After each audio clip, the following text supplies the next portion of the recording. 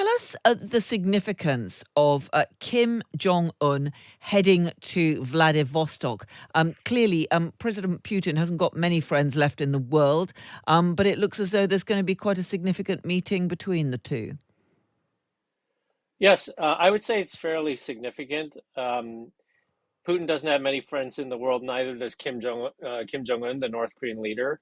But there's clearly something that both of them need. Putin needs munitions for the war in Ukraine, and Kim needs food and fuel and medicine. Coming out of 3 years of a COVID lockdown, North Korea is the only country that did not get vaccinated during the COVID lockdown. And so they need a lot of things as well. And so it's quite significant for both of them. Kim wants more standing on the international stage after being in isolation for 3 years and after failing spectacularly in his summits with Donald Trump in 2019. But so I would say it's quite significant.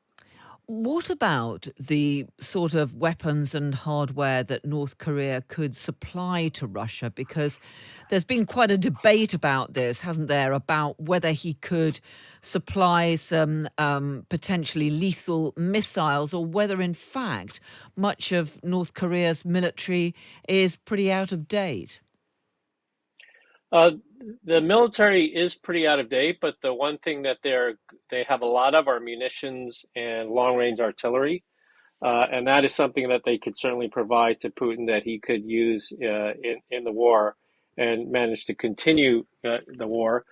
More threatening, I think, from a U.S. and allies perspective is that Kim may not just want food and fuel from Putin. He may want higher end military technology having to do with things like military satellites, nuclear powered submarines, and long range ballistic missiles, which the Russians can provide to North Korea. I don't think Kim would be taking this long train ride because he doesn't fly. He only takes the train, this long train ride all the way to Vladivostok only for food. I mean, the food was being delivered to him way back at the end of last year after they did the first shipment of munitions to the Wagner Group. So I worry that there's more involved in here than simply getting food and fuel. So do you think the West should be concerned about this strengthening of the alliance between the two countries? Yes, it's definitely become much stronger. The North Koreans signaled very early on that they supported Putin's war in Ukraine. They did not vote with the majority of the UN to condemn it. They recognized his gains, and they're growing very close, as have the Chinese been growing close with the North Koreans. So this is an unholy marriage of convenience that is not to the benefit of Western and like-minded countries.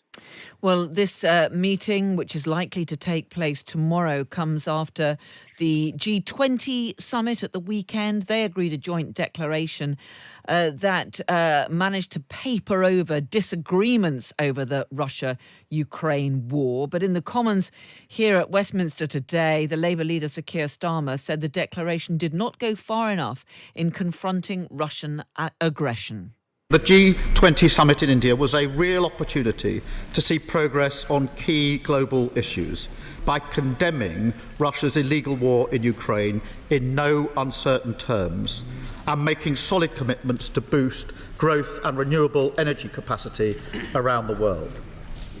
So I'm afraid the joint declaration from the weekend is disappointing. As Russian drones resumed attacks on Kyiv, it is disheartening to see language weaker than the G20's condemnation of Moscow at last year's summit in Bali.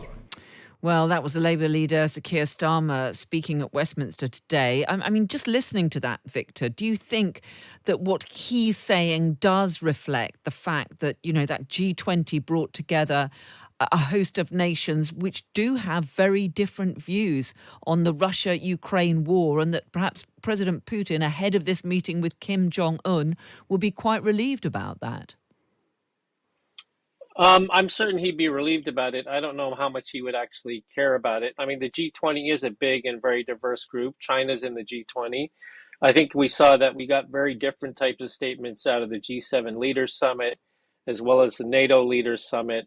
Those are the sorts of statements among countries that I think, in my opinion, have a very accurate assessment of the situation. But there's no denying that the North Koreans and the Russians are taking advantage of this current situation. I think they see their cooperation as not only helping each other in terms of their immediate needs, but also showing that they can complicate the situation for President Biden as he seeks to provide support in Ukraine with NATO allies, and also as he seeks to consolidate and tighten the relationship in Asia among U.S. allies. I think both of them see this as a way to make it more difficult and show what the consequences are for Biden, both in Europe and Russia, through Europe and Asia, based on these actions.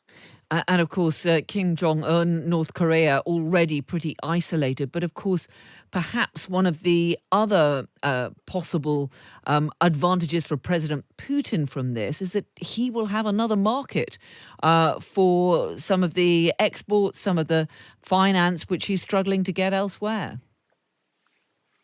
I think that, yes, that's certainly the case. The North Korean market certainly isn't as lucrative for him as other markets that he's lost because of the war in Ukraine.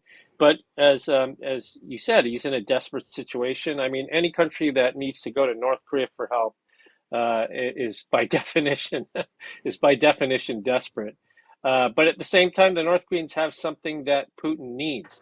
And I think this is what's most worrying. In the past, North Korea has sought to ask things from Russia, debt relief, military technology, but now they have actually something to give, and Putin, being desperate, might be willing to give those things to Kim.